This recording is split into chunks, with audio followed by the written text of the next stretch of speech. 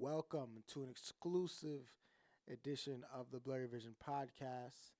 And I'm your host, Shaq, and I just watched an amazing game of football or soccer, depending on what you call it, in the great state of Florida. I just watched the Georgia Southern Eagles take on our hometown team, one of our hometown teams, the University of North Florida Osprey. Don't know what an Osprey is, but it's okay. This game was amazing, and from the first 20 minutes or so, I'm like, North Florida is gonna get at least 3 goals by the time this half is over. They were spraying balls in the box, putting the keeper under the opposing keeper. His name is Romero. I don't want to butcher his name. Dagoberto Romero. Pretty good keeper. They were putting him under massive amount of pressure. He had to make 7 saves, and things were looking real up for the Osprey. You know, they came into this game winless, just as Georgia Southern did. And watching the game, I didn't see a winless team.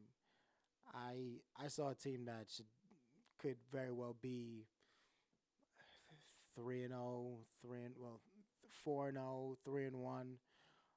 But in soccer, if you really know soccer, sometimes the result doesn't go the way the game was played. Northern Florida ended up losing this game 1-0 after a scramble play in the box and Georgia Southern putting in the back of the net.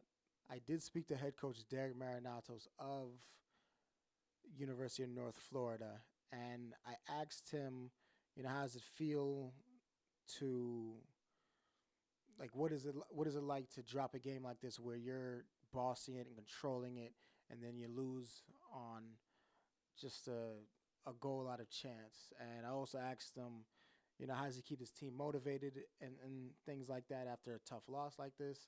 And he had some real encouraging words. So check it out. Coach, watching the game, I didn't see a winless team out there. You guys controlled a whole bunch of the possession, put Romero under a whole bunch of pressure.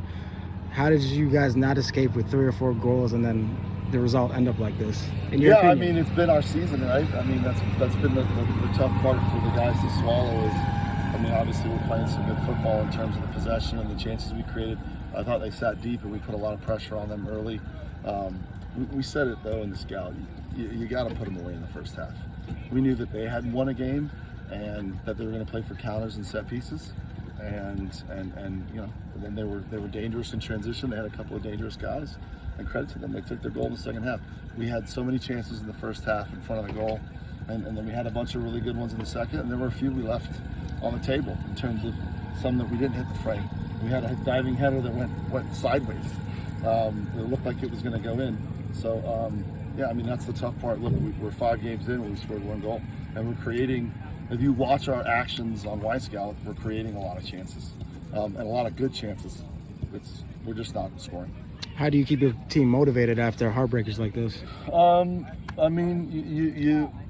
It's a heartbreaker at home, but the reality is that we play Stetson at home on Saturday, and if you win that game, you're 1-on-1 and you're in the middle of the league.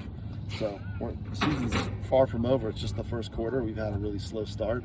We got a lot of new guys, and there were some guys that stepped up tonight that hadn't played a lot for us that we thought would be sharp. And I think it's about getting into a rhythm and scoring. And then once you score, it changes the game. The belief is there.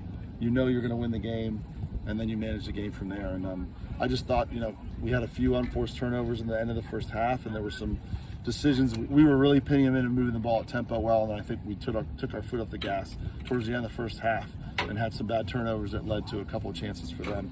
And look, they got their 1 chance and 1 goal. And look, it's hard. You feel like there's almost like a bad juju over the goal for us. And we've done this to every team, whether it's Georgia Southern, FIU, UCF. We scored.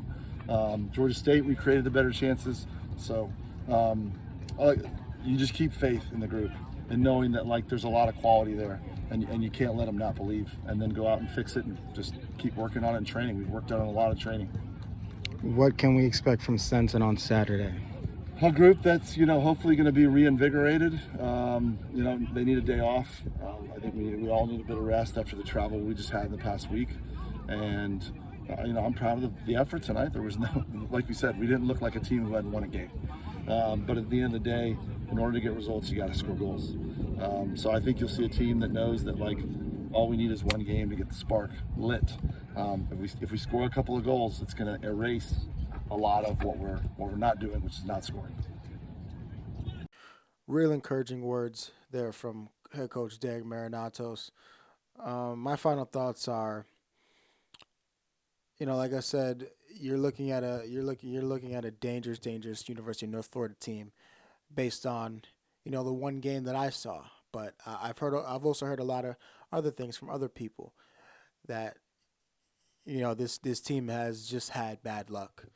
I saw from my own eyes they had bad luck today. They controlled the whole entire first half. They should have put 2 or 3 or 4 goals in the back of the net, but thanks to a little bit of luck and a good goalkeeping performance, that's not what happened. And Georgia Southern escaped with a 1-0 win. But this is a team, entering Saturday's game against Stenson that has a lot to prove and has a big chip on its shoulder because they feel like they should have a few wins on the board. I remember I talked to Coach last week, and between me and him had a private conversation, and I just want to say that he does to say the least, he does feel that his team has been slighted, and I agree. But like I said, this is going to be a dangerous team in the A Sun Conference, and it starts on Saturday with against Stenson, and they're going to try to pull out a win, and in front of a home crowd, and it's going to be fun and exciting. I won't be attending the game, but I'm sure I sure will be watching. So thank you for tuning in to my post-game analysis of the University of North Florida versus Georgia Southern men's soccer game. And I am Shaq from the Blurry Vision podcast, and I hope to see you guys all next week. Thank you for tuning in. Have a good week.